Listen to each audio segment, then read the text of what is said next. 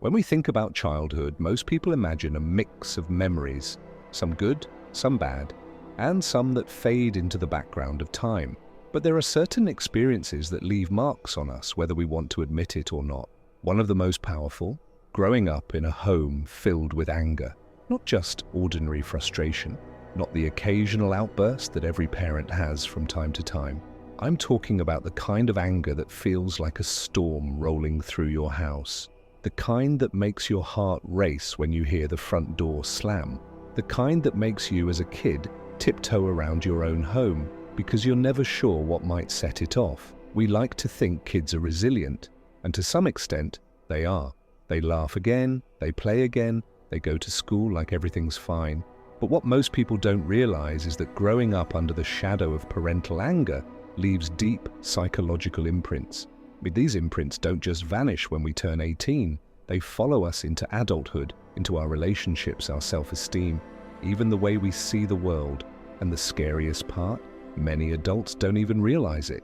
Today we're going to break this down. We'll talk about why parental anger hits so deeply, how it shapes the adults we become, and why so many people carry invisible wounds for decades. And by the end of this series, I want to give you a way to actually see what's been happening beneath the surface and what you can do to start untangling it. Let's start with the basics. Why does anger from a parent feel so different from anger from anyone else? When you're a kid, your parents aren't just your caretakers. They are your entire world. They are safety. They are love. They are approval. They are how you figure out whether the world is safe or dangerous, whether you are lovable or unlovable, whether life is something to trust or something to fear. So when anger comes from them, the people you rely on for everything, it's like an earthquake shaking the very ground beneath you. For a child, anger isn't just a loud voice. It's not just scary words. It's a signal that the world might not be safe anymore. And here's the key.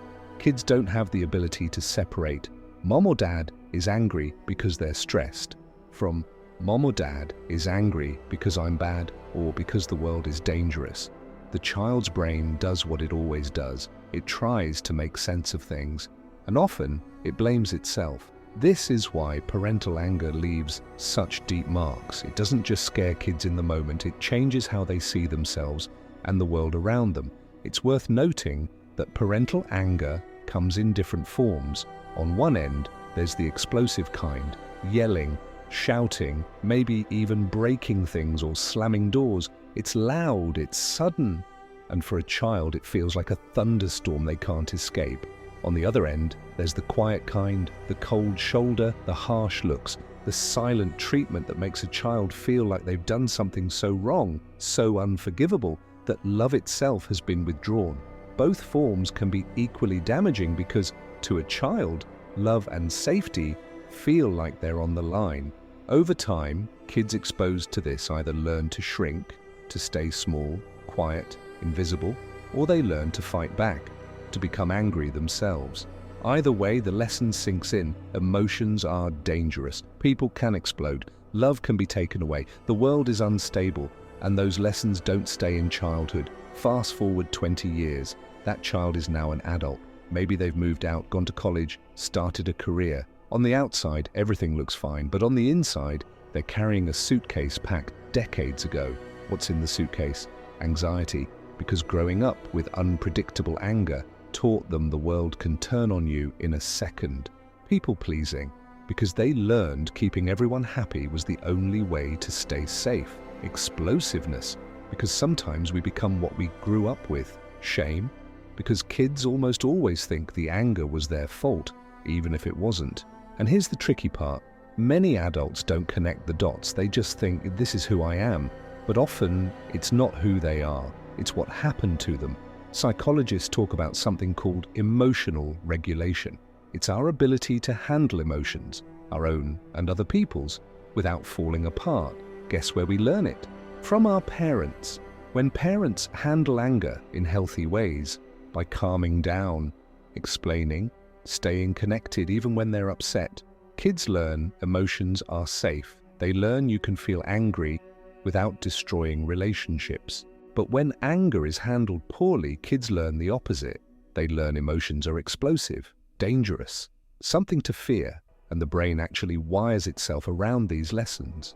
Studies on childhood stress show that growing up in a high-conflict home can change the way a child's stress system develops.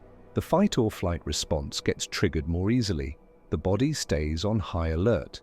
This is why so many adults from angry homes struggle with anxiety, overthinking, or even physical issues like headaches and stomach problems. The body literally remembers. You might be wondering, if this is so common, why don't more people talk about it? 2 reasons. First, most parents aren't trying to harm their kids. They're human. They're stressed. They have bills, jobs, maybe even their own childhood wounds they never dealt with.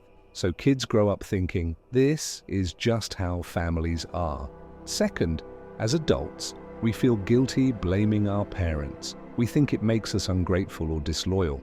So we bury it. We say, they did their best, and move on, all while carrying the anxiety, the perfectionism, the trust issues into our relationships, our work, our mental health. But here's the thing, acknowledging what happened isn't about blame. It's about understanding, because you can't heal what you won't look at. In the next part, we're going to talk about what this actually looks like in adulthood, how growing up with parental anger can shape your personality, your relationships, even the way you talk to yourself in your own head. Because the truth is, childhood doesn't stay in childhood, it echoes. And if we don't understand the echo, we risk passing it on to our partners, our kids, and ourselves. But here's the good news, awareness is the first step to change. So let's fast forward. You're not a kid anymore. You've grown up, moved out, maybe even started a life of your own. No more slammed doors, no more shouting in the kitchen, no more tiptoeing around, trying not to set someone off. At least, that's what you'd like to think. But here's the reality. Just because the anger isn't happening anymore doesn't mean it's gone. Childhood doesn't stay in childhood. It follows you like a shadow into the way you love, the way you argue, the way you see yourself, even the way you think about the world. And half the time, you don't even realize it's happening. Today, we're going to unpack exactly how that plays out, because the patterns we learn in those early years often become the very things that trip us up as adults. Let's start with something physical. If you grew up in a house where anger could erupt at any moment, your nervous system learned to stay on high alert. This is called hypervigilance, a fancy term for always waiting for something bad to happen. As a kid, it made sense. If you could sense the storm coming before it hit, maybe you could hide in your room, stay quiet, or avoid doing anything that might set someone off. It was survival. But as an adult, that same hypervigilance might look like constant anxiety, always feeling like something's about to go wrong, overthinking, replaying conversations in your head to see if you upset someone, difficulty relaxing because your body doesn't trust that the peace will last. Some people even feel guilty when things are calm, as if they don't deserve peace. This is why so many adults from angry homes describe themselves as always on edge. Their bodies learned to live in fight or flight mode and never got the memo that the danger is over. But it's not just your body that remembers. Growing up around parental anger often teaches kids a painful lesson. I must be the problem. Kids don't understand adult stress. They don't know about bills, jobs, marriages, or mental health struggles. All they see is anger, and they assume it's because of them. So the inner voice that develops often sounds like this: I should have done better. I always mess things up. I'm not good enough. And here's the tricky part. That voice doesn't stay in childhood. It follows you into adulthood like a cruel little narrator in your head. It shows up when you make mistakes at work, when someone you love is upset, when you try something new and immediately think, who am I kidding? I'll fail. This is why so many people who grew up with anger struggle with low self-esteem or perfectionism. They're still trying to silence that voice that says they're the problem. Now let's talk about relationships. Growing up with anger teaches you one of 2 things about emotions. Emotions are dangerous because anger led to pain. Emotions are useless because nobody listened to yours anyway. So as an adult, you might find yourself either avoiding emotions altogether or drowning in them. Some people become people pleasers, always keeping the peace, terrified of conflict, saying yes when they want to say no just to avoid making anyone mad. Others go the opposite direction, becoming angry themselves because that's what they saw modeled. That's how problems were solved in their house, and relationships often become the stage where all of this plays out. If you avoid conflict, you might stay silent when you should speak up. Resentment builds. You feel invisible, unheard. If you explode, you might repeat the very cycle you hated as a child, turning into the parent you swore you'd never become. Either way, childhood anger teaches you about love in the worst possible way, that love isn't always safe, that closeness can hurt, that the people you need the most can also be the ones who scare you the most. And that belief doesn't disappear just because you're older. Here's something you've probably experienced if you grew up around parental anger. You're in a normal situation. Maybe someone raises their voice in frustration, or slams a door, or even just gives you a certain look. Suddenly, you're not an adult anymore. You're a kid again. Your chest tightens, your heart races. You want to run or hide or shut down completely. That's a trigger. It's your nervous system saying, "I've been here before and it didn't go well." The logical part of your brain knows you're not in danger, but the emotional part, the one wired in childhood, reacts like it's life or death. This is why some adults feel too sensitive or too reactive. They're not overreacting. Their bodies are reacting to an old wound that never healed. Another common pattern? Perfectionism. If you grew up thinking anger meant you messed up, you might spend your adult life trying to be flawless so nobody ever gets mad at you again. You work too hard. You overcommit. You beat yourself up over small mistakes. But perfectionism is exhausting because no matter how perfect you are, life will always have conflict, criticism, and disappointment. And deep down, what perfectionists are really craving isn't perfection. It's safety. Here's one of the most heartbreaking ways childhood anger shows up in adulthood, in the next generation. Some people repeat the cycle. They promise themselves they'd never be like their parents. But when stress piles up, they hear the same words, the same tone, coming out of their own mouths. Others swing the opposite way, becoming so conflict avoidant that they never set boundaries, afraid of scaring their kids the way they were scared. Either way, the past bleeds into the present. This is why awareness matters so much, because if we don't face what happened to us, we risk passing it on, even if we love our kids with all our hearts. Finally, parental anger shapes how we see the world itself. Some people grow up believing people can't be trusted. Love always hurts. I have to earn my worth. Others carry a sense of hopelessness, a belief that no matter what they do, things will always go wrong. These beliefs don't stay in one corner of life. They affect careers, friendships, romance, self-esteem, everything. And most of the time, people don't even realize those beliefs came from childhood. They just assume that's how life is. So if you've ever wondered why you feel anxious in relationships, why criticism crushes you, why you shut down in conflict, or why you feel like you're always walking on eggshells, it might not be because you're broken. It might be because you grew up in a house where anger taught you the world wasn't safe. But here's the good news. Awareness changes everything, because once you see the pattern, you can start to break it. In the next part, we're going to talk about healing. How do you unlearn the lessons anger taught you? How do you stop repeating the cycle in your own relationships or with your own kids? How do you build a sense of safety when you didn't have it growing up? Because while the past shapes us, it doesn't have to define us. So far, we've talked about the impact of growing up around parental anger, the anxiety, the triggers, the self-doubt, the people-pleasing, the perfectionism. And maybe, as you've listened, you've started connecting the dots. You've realized that some of the struggles you thought were just part of who you are might actually be echoes from the past. Which leads to the big question, what now? How do you heal from something that happened so long ago? Especially when it wasn't just one moment, but years of little moments shaping you in ways you didn't even see at the time. That's what we're diving into now, because while the past leaves marks, It doesn't have to write the whole story. This might sound simple, but it's the hardest part for a lot of people. Because here's the thing, many adults downplay their childhood experiences. It wasn't that bad. My parents were stressed. Other kids had it worse. And maybe all of that is true, but minimizing your experience doesn't make the effects disappear. Healing starts when you can say, yeah, that impacted me. It doesn't mean blaming or hating your parents.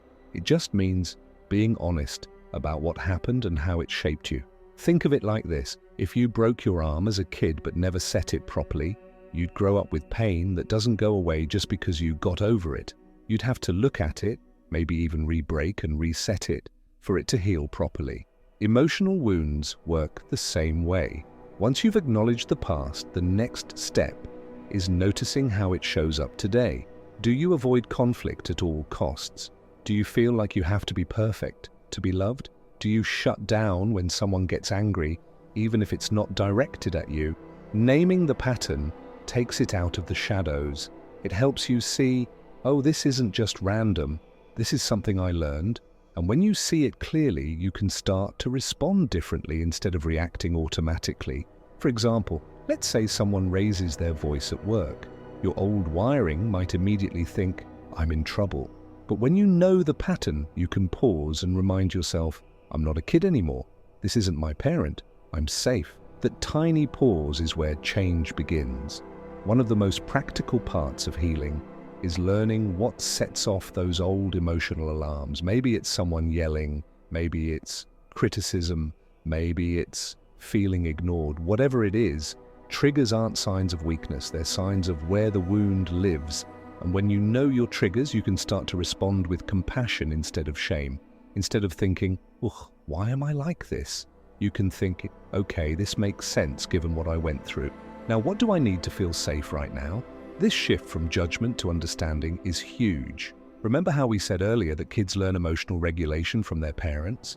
If you didn't get that growing up, you can still learn it now. It starts with simple things. Breathing exercises when you feel yourself getting overwhelmed. Grounding techniques like noticing 5 things you can see, 4 things you can touch, 3 things you can hear to bring you back to the present. Physical release like exercise or even just shaking out your body when stress builds up. The goal isn't to never feel anger or fear again. The goal is to feel it without getting swallowed by it. Because emotions themselves aren't the problem. It's what we do with them or what they do to us that matters. Healing doesn't happen in isolation. A lot of people try to fix themselves alone because trusting others feels scary after what they went through. But the truth is, we heal in relationships. That might mean a therapist who helps you untangle old beliefs, a partner or friend who shows you that love can be calm, consistent, and safe, a support group where people understand what you've been through. Every time someone responds to your emotions with kindness instead of anger, it rewires your brain a little bit. It teaches you, hey, maybe the world isn't as dangerous as I thought. If you grew up thinking, I have to be perfect to be loved, conflict means disaster. My feelings don't matter. Those beliefs didn't come out of nowhere. They were built in childhood. But as an adult, you can start questioning them. Ask yourself, is this belief always true? Where did I learn this? What would I tell a friend who believed this? You might realize the belief made sense when you were 6 years old, but it doesn't serve you now. This is how you slowly rewrite the story you tell yourself about who you are and what you deserve. For those who are parents now, or who might be someday, healing also means not passing the pain forward. This doesn't mean being perfect. It doesn't mean never getting angry. It means showing your kids what healthy anger looks like. That might look like saying, I'm feeling angry right now, so I'm going to take a break and come back to this. Apologizing if you lose your temper. Teaching them that emotions are normal but hurting people isn't. When kids see adults handle emotions with honesty and calmness, they grow up knowing anger doesn't have to equal fear. Here's something nobody likes to hear. Healing takes time. You spent years learning these patterns. You won't unlearn them overnight. Sometimes you'll slip back into old habits. Sometimes you'll get triggered and react in ways you wish you hadn't. That doesn't mean you're failing. It means you're human. Healing isn't a straight line. It's more like a spiral. You keep coming back to the same lessons, but each time with a little more awareness, a little more compassion, a little more choice. When you start healing from parental anger, you're not just fixing problems, you're building a whole new way of being, a way where emotions don't control you, a way where relationships feel safe instead of scary, a way where your worth isn't tied to how perfectly you keep everyone happy. And maybe most importantly, you're giving yourself what you didn't get as a kid, the safety, understanding, and kindness you always needed. In the final part, we're going to talk about freedom, because healing isn't just about looking back at the past. It's about creating a future where you're no longer defined by it. We'll explore what it actually feels like to live without the constant weight of those childhood echoes, and how to build a life that isn't ruled by fear, anger, or old survival patterns. If you've been following along, we've covered a lot. How growing up around parental anger shapes the way you see yourself and the world. How it shows up in adulthood, in relationships, self-esteem, anxiety, even your body. And what healing actually looks like, acknowledging the past, understanding the patterns, building emotional safety, and rewriting the beliefs you grew up with. But here's the truth most people don't realize. Healing isn't just about fixing yourself, it's about finding freedom. Because once you've carried something for so long, the fear, the shame, the triggers, the perfectionism, it's hard to imagine what life could feel like without it. So let's talk about that. Let's talk about what changes when you finally start to put that old weight down. For a lot of people who grew up with parental anger, emotions feel dangerous. Anger meant explosions. Sadness meant weakness. Fear meant you were about to get hurt. So you grow up learning to either bury your emotions or let them run the show. But healing teaches you something revolutionary. Emotions are just information. They're not here to ruin your life. They're not here to punish you. They're signals. Anger might be telling you a boundary has been crossed. Sadness might be telling you something needs to be grieved. Fear might be telling you to pay attention. When you learn to sit with emotions instead of fearing them, you realize they rise and fall like waves. They don't last forever. They don't define you. And for the first time, you stop feeling like a prisoner of your own feelings. When you've spent your whole life walking on eggshells, closeness can feel terrifying. What if they leave? What if I mess this up? What if they hurt me the way my parents did? But as you heal, something changes. You start to choose relationships differently. You look for calmness instead of chaos, kindness instead of drama, people who communicate instead of explode. And even more importantly, you start showing up differently yourself. You learn that conflict doesn't have to mean disaster, that you can disagree with someone without losing them or yourself. It's like you've been holding your breath in relationships for years, and suddenly you can finally exhale. Remember that voice we talked about? I did the one that says, I'm not good enough. I always mess things up.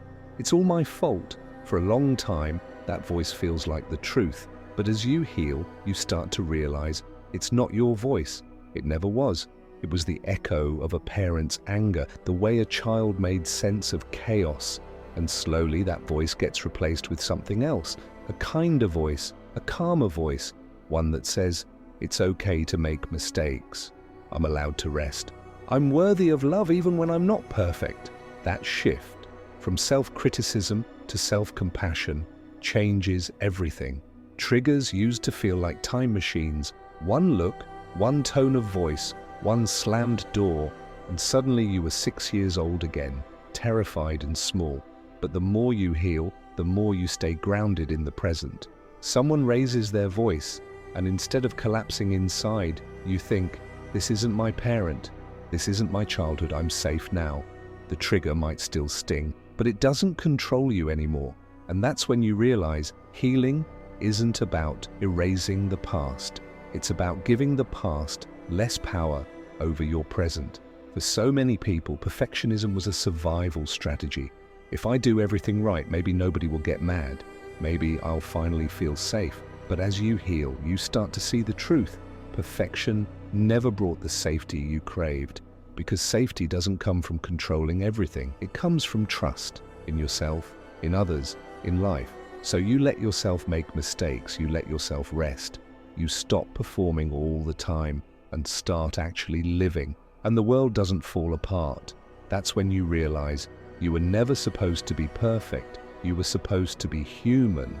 If you have kids, or even if you just think about the kind of parent you want to be, this might be the most powerful change of all, because when you heal, you stop passing the pain forward. You don't teach your kids that anger equals fear. You don't teach them they have to be perfect to be loved. You don't teach them that love disappears when things get hard. Instead, you model something new, that emotions are okay, that mistakes are okay, that love and safety can exist even when people are upset. And whether you realize it or not, you're rewriting not just your story, but your family's story for generations to come. This might be the hardest thing to explain to someone who hasn't experienced it, but growing up around parental anger often teaches kids to shapeshift. You learn to be whoever you need to be to stay safe. The quiet one, the perfect one, the funny one, the responsible one. Healing is the slow, beautiful process of realizing you don't have to play those roles anymore. You get to figure out who you actually are when you're not busy surviving, what you like, what you want, what you believe. It's like meeting yourself for the first time. When you're living with old fear, the world feels small. You avoid risks. You stay where it's familiar. You live inside invisible walls built in childhood. But healing blows those walls wide open. You start trying new things. You let yourself dream bigger. You stop living as if danger is always around the corner, and the world stops feeling like a place to survive and starts feeling like a place to explore. Here's the truth. Healing from parental anger doesn't mean you'll never feel fear or sadness or anger again. It means those emotions stop running your life. It means you stop living as a scared child in an adult body and start living as the person you were always meant to be. It means you finally get to choose how you respond, how you love, how you live, and that choice, that's freedom. If you grew up with parental anger, none of this was your fault. The anxiety, the perfectionism, the triggers, the walls around your heart, they were all survival strategies. But survival isn't the same as living, and you deserve more than survival. So if this resonates with you, maybe this is your sign to start looking at the past, not to get stuck there, but to finally move forward. Because the life you want, one built on safety, peace, and love that doesn't disappear when things get hard, it's possible. It's not too late. It never was.